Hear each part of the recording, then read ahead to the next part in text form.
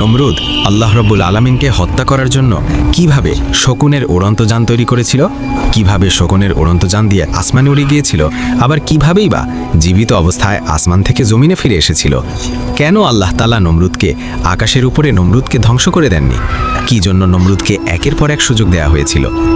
গল্পের শুরুতেই বলে রাখি, ইব্রাহিম আলাইহিসসালামকে যখন অগ্নিকুণ্ডে নিক্ষেপ করা হলো এবং সেখান থেকে অক্ষত অবস্থায় তিনি জীবিত বের হয়ে আসলেন, তারপর থেকেই নমরুদ ইব্রাহিম আলাইহিসসালামের কাছ থেকে বারবার তার সৃষ্টিকর্তা সম্পর্কে জানতে চাইতেন।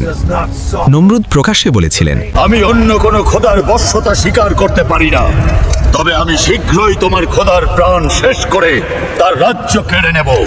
আমি তোমার স্রষ্টার সাথে যুদ্ধ করে তোমাকে বুঝিয়ে দেব যে আমি সবচেয়ে বড়।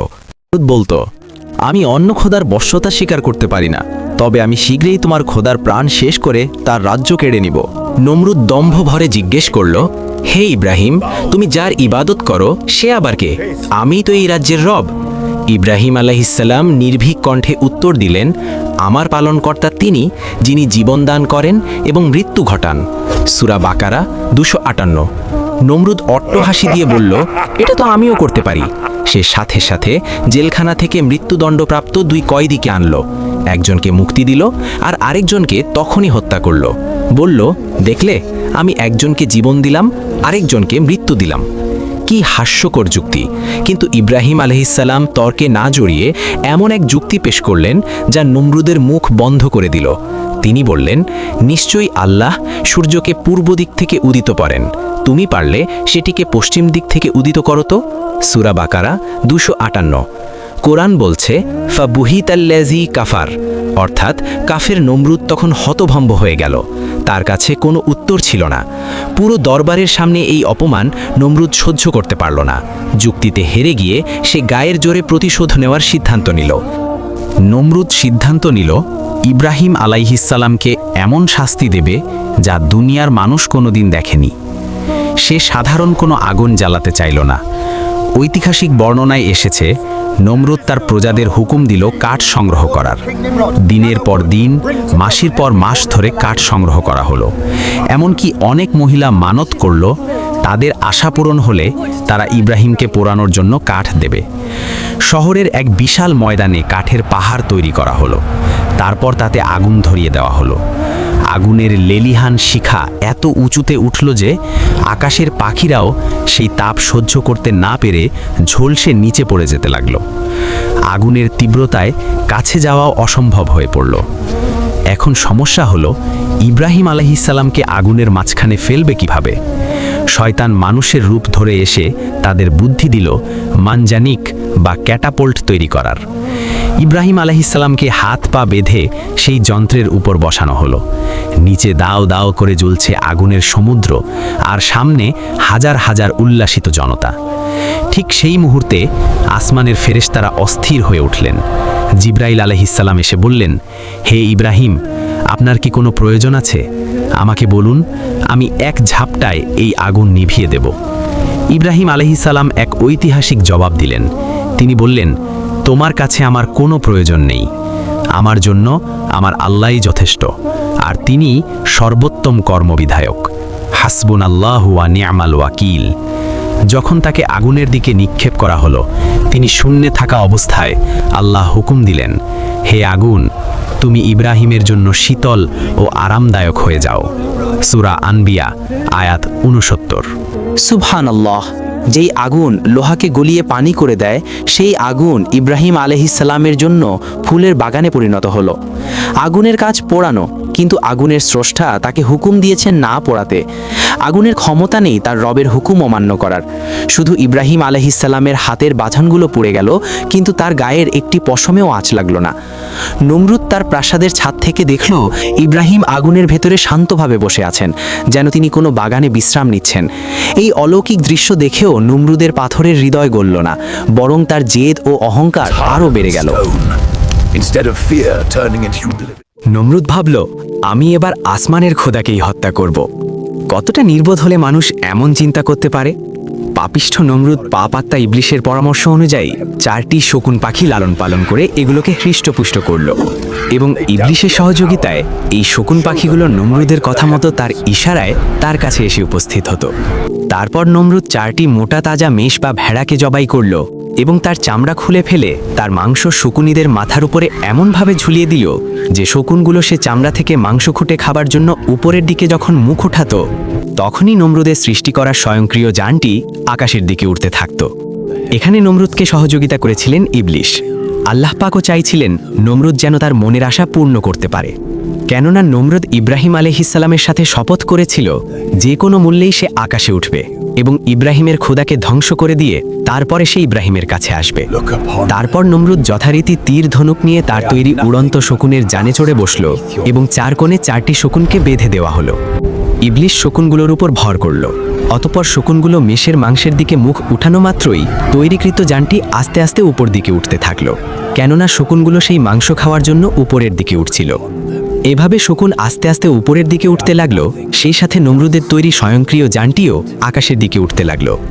আকাশে ওঠার পর নমরুদ হাতে নিল তার ধনুক, তারপর আসমানের দিকে লক্ষ্য করে সর্বশক্তি দিয়ে তীর ছুড়ল। আল্লাহ তার এই বোকামি দেখে হয়তো তাকে আরও বিভ্রান্ত করতে চাইলেন। তীরটি যখন নিচে ফিরে এলো তখন তাতে তাজা রক্ত লেগেছিল। এটা দেখে নমরুদ খুশিতে পাগল হয়ে গেল। সে চিৎকার করে বলতে লাগলো, I have defeated the God of Ibrahim. আমি ইব্রাহিমের খোদাকে হত্যা করেছি, দেখো আমার তীরে তার রক্ত। তার সৈন্যরা উল্লাসে ফেটে পড়ল। তারা ভাবল তাদের রাজা আসমানও জয় করে ফেলেছে, কিন্তু তারা জানতো না আল্লাহ ছাড় দেন কিন্তু ছেড়ে দেন না। নমরুদের পতন তখন কেবল সময়ের ব্যাপার ছিল। ইব্রাহিমের খোদাকে হত্যা করতে পেরে ভেবে নমরুদ তার রাজ্য বিশেষভাবে মজামাস্তির আয়োজন করে এবং সবাই মিলে অনেক মজামাস্তি করল এবং নমরুদ আবারও অট্টহাসি হেসে নিজেকে দাবি করল আমিই মাত্র খোদা। নাউজবিল্লাহ। নমরুদ যখন নিজেকে অজেয় ভাবছে তখন আল্লাহ তার কাছে শেষবারের মতো সতর্ক বার্তা পাঠালেন। একজন ফেরেশতা মানুষের বেশে এসে নমরুদকে বললেন, এখনো সময় আছে, ঈমান আনো, নতুবা আল্লাহর আযাব তোমাকে গ্রাস করবে। নমরুদ দাম্ভিকতার সাথে উত্তর দিল, কে আছে আমার চেয়ে শক্তিশালী? আমার আছে বিশাল সেনাবাহিনী, অস্ত্রশস্ত্র আর ক্ষমতা। ইব্রাহিমের খোদা যদি যুদ্ধ করতে চায় তবে তাকে বলো তার সেনাবাহিনী নিয়ে মাঠে আসতে, আমিও আমার বাহিনী নিয়ে প্রস্তুত। আল্লাহ নমরুদের চ্যালেঞ্জ গ্রহণ করলেন। তিনি জানালেন, ঠিক আছে, যুদ্ধ হবে। নমরুদ তার লক্ষ লক্ষ সৈন্য নিয়ে বিশাল ময়দানে উপস্থিত হলো। তাদের গায়ে বর্ম, হাতে তলোয়ার, বর্ষা আর তীর। সূর্যের আলোয় তাদের অস্ত্র ঝকমক করছিল। নমরুদ আকাশের দিকে তাকিয়ে অপেক্ষা করছিল কখন আসবে আল্লাহর ফেরেশতা বা বিশাল কোনো বাহিনী। কিন্তু কিছুক্ষণ পর তারা দিগন্তের দিকে তাকিয়ে অবাক হয়ে গেল। দূরে কালো মেঘের মতো কিছু একটা ধেয়ে আসছে। নমরুদ হাসল, ভাবল হয়তো ঝড় আসছে, কিন্তু সেটা মেঘ ছিল না। যত কাছে আসতে লাগলো তত একটি ভন ভন শব্দে কান ঝালাপালা হয়ে গেল। সেটা ছিল মশার ঝাঁক, লক্ষ লক্ষ কোটি কোটি মশা। আল্লাহ নমরুদের বিশাল বাহিনীকে ধ্বংস করার জন্য কোনো বাঘ, সিংহ বা হাতি পাঠাননি, পাঠিয়েছিলেন নোংরা নর্দমার ক্ষুদ্র মশা। মুহূর্তের মধ্যে মশার দল আকাশ ঢেকে ফেলল। সূর্যের আলো আর মাটিতে পৌঁছতে পারল না। চারদিক অন্ধকার হয়ে গেল। ক্ষুধার্ত মশাগুলো সৈনিকদের ওপর ঝাঁপিয়ে পড়ল। তাদের বর্মের ফাঁক দিয়ে চোখের ভেতর দিয়ে মশা কামড়াতে শুরু করলো। ইতিহাসের কিতাবে এসেছে মশাগুলো সৈনিকদের গায়ের গোস্ত এমনভাবে খেয়ে ফেলল যে কিছুক্ষণ পর শুধু তাদের সাদা হাড়গুলো মাটিতে পড়ে রইল। হাতিয়ারগুলো পড়ে আছে কিন্তু মানুষ নেই। নমরুদ তার চোখের সামনে তার গর্বের সেনাবাহিনীকে ধূলিসাৎ হতে দেখল। সে একা দাঁড়িয়ে রইল, ভয়ে এবং বিস্ময়ে পাথর হয়ে। আল্লাহ তাকে তাৎক্ষণিক মারলেন না, কারণ তার জন্য অপেক্ষা করছিল আরও করুণ এক পরিণতি। নমরুদ যখন রণাঙ্গন ছেড়ে তার আলিশান প্রাসাদে পালিয়ে এলো তখন তার শরীর ঘামে ভিজে একাকার। বাইরে তার বিশাল বাহিনী মশার কামড়ে ধ্বংস হয়ে গেছে, কিন্তু সে ভাবল আমি তো বেঁচে গেছি। এই 4 দেয়ালের ভেতর এই সিন্দুকের মতো সুরক্ষিত কক্ষে কোনো মশা ঢুকতে পারবে না। সে প্রাসাদের সব দরজা জানালা বন্ধ করার হুকুম দিল। মশারির পর মশারি টাঙিয়ে নিজেকে মুড়িয়ে ফেলল। কিন্তু সে ভুলে গিয়েছিল যার হুকুমে বাতাস বয়, যার হুকুমে আগুন নেভে, সেই আল্লাহর হুকুমে সামান্য ছিদ্র দিয়েও মৃত্যু প্রবেশ করতে পারে। ঐতিহাসিক বর্ণনায় এসেছে সেই কোটি কোটি মশার মধ্যে আল্লাহ নির্বাচন করেছিলেন সবচেয়ে দুর্বল, ল্যাংড়া এবং এক চোখের একটি মশাকে। এটি ছিল আল্লাহর কুদরতের এক চরম বিদ্রূপ। পৃথিবীর সবচেয়ে শক্তিশালী রাজাকে শায়েস্তা করবে তার সৃষ্টির সবচেয়ে দুর্বল মশাটি। নমরুদ যখন হাঁপাচ্ছিল, ঠিক তখন সেই ল্যাংড়া মশাটি তার নাকের ছিদ্রের কাছে এসে বসল। নমরুদ হাত দিয়ে তাড়াতে চাইল, কিন্তু মশাটি মুহূর্তের মধ্যে শ্বাস প্রশ্বাসের সাথে তার নাকের গভীর নালীপথ দিয়ে সোজা মস্তিষ্কের দিকে ধাবিত হলো। শুরুতে নমরুদ ভাবল এটি সাধারণ কোনো হাঁচি বা চুলকানি, কিন্তু কিছুক্ষণ পরেই শুরু হলো আসল খেলা। মশাটি তার মগজের নরম অংশে পৌঁছে কামড়াতে শুরু করলো। কল্পনা করুন, আপনার কানের কাছে যদি একটি মশা ভন ভন করে তবে কতটা বিরক্ত লাগে। আর এখন চিন্তা করুন, সেই মশাটি যদি আপনার মাথার ভেতরে ঢুকে যায়। মশাটি যখন নমরুদের মগজে ডানা ঝাপটাত, নমরুদের মনে হতো তার মাথার ভেতর হাজার হাজার ঘন্টা বাজছে। আর যখন মশাটি হুল ফোটাতো, তখন মনে হতো কেউ যেন গরম লোহার রড দিয়ে তার মগজ ছিদ্র করছে। নমরুদ ব্যথায় চিৎকার করে উঠল, এমন চিৎকার যা আগে কখনো তার প্রজারা শোনেনি। প্রাসাদের দেয়াল যেন সেই চিৎকারে কেঁপে উঠল। বিশ্বের বড় বড় সব চিকিৎসক, হেকিম আর জাদুকরকে ডাকা হলো, কিন্তু তারা অসহায়। কারণ রোগ তো শরীরের বাইরে নয়, রোগ তো খুলির ভেতরে, যেখানে কোনো ওষুধ পৌঁছায় না। যন্ত্রণা যখন সহ্যসীমা ছাড়িয়ে গেল, নমরুদ পাগলের মতো এদিক সেদিক দৌড়াতে লাগলো। সে দেয়ালে মাথা ঠুকতে লাগলো। হঠাৎ সে আবিষ্কার করল, নিজের মাথায় জোরে আঘাত করলে মশাটি ভয়ে কিছুক্ষণের জন্য নড়াচড়া বন্ধ করে। মশা থামলে সে সামান্য আরাম পায়। শুরু হলো এক অদ্ভুত এবং অপমানজনক দৃশ্য। নমরুদ তার সামনে দাঁড়ানো তুচ্ছ খাদেমদের হুকুম দিল, তোমরা দাঁড়িয়ে আছো কেন? আমার মাথায় আঘাত করো। খাদেমরা ভয়ে ভয়ে হাত দিয়ে চড় মারল। নমরুদ গর্জন করে উঠল, হচ্ছে না, আরও জোরে, শক্ত কিছু দিয়ে মারো। খাদেমরা তখন লাঠি নিয়ে এলো, কিন্তু তাতেও নমরুদের শান্তি মিলছে না। অবশেষে এলো সেই চূড়ান্ত অপমানের মুহূর্ত। নমরুদ নির্দেশ দিল, তোমাদের পায়ের জুতো খুলে নাও, সেই জুতো দিয়ে আমার মাথায় প্যাকাও। চিন্তা করুন সেই দৃশ্যটি। যে নমরুদ নিজেকে রব বা খোদা দাবি করত, যার ভয়ে মানুষ মাথা উঁচু করে কথা বলতো না, আজ সেই নমরুদ নিজের সিংহাসনে বসে আছে, আর তার চারপাশ ঘিরে তুচ্ছ গোলামরা তাকে নোংরা ধুলোমাখা জুতো দিয়ে একের পর এক বাড়ি মারছে। ঠাস ঠাস শব্দে রাজদরবার মুখরিত হচ্ছে। প্রতিটি জুতোর বাড়ি নমরুদের জন্য ছিল ওষুধের মতো। নমরুদ চিৎকার করে বলছে, থামিস না, মারতে থাক, জোরে মার। আল্লাহ রাব্বুল আলামিন যেন জগৎবাসীকে দেখিয়ে দিলেন, দেখো, এই সেই মস্তক যা আমার সামনে সিজদা করতে অস্বীকার করেছিল। আজ আমি এই মস্তকে পৃথিবীর সবচেয়ে নিকৃষ্ট বস্তু জুতো দিয়ে আঘাতের ব্যবস্থা করেছি। তাফসিরবিদগণ বলেন, নমরুদ দুনিয়াতে 400 বছর দাপটের সাথে রাজত্ব করেছিল। সে আল্লাহকে ভুলে জুলুমের রাজত্ব কায়েম করেছিল। আল্লাহর ন্যায় বিচার বা ইনসাফ দেখুন, তিনি নমরুদকে মৃত্যু দিলেন না, বরং তাকে ঠিক 400 বছর বাঁচিয়ে রাখলেন। তবে সেই বাঁচা ছিল মৃত্যুর চেয়েও ভয়াবহ। 400 বছর ধরে প্রতিদিন প্রতিক্ষণ তার মাথায় জুতোর বাড়ি খেতে হয়েছে। তার মাথা জুতোর আঘাতে ফুলতে ফুলতে বিশাল আকার ধারণ করেছিল। চামড়া ফেটে রক্ত পড়ত, কিন্তু সে মারা যেত না।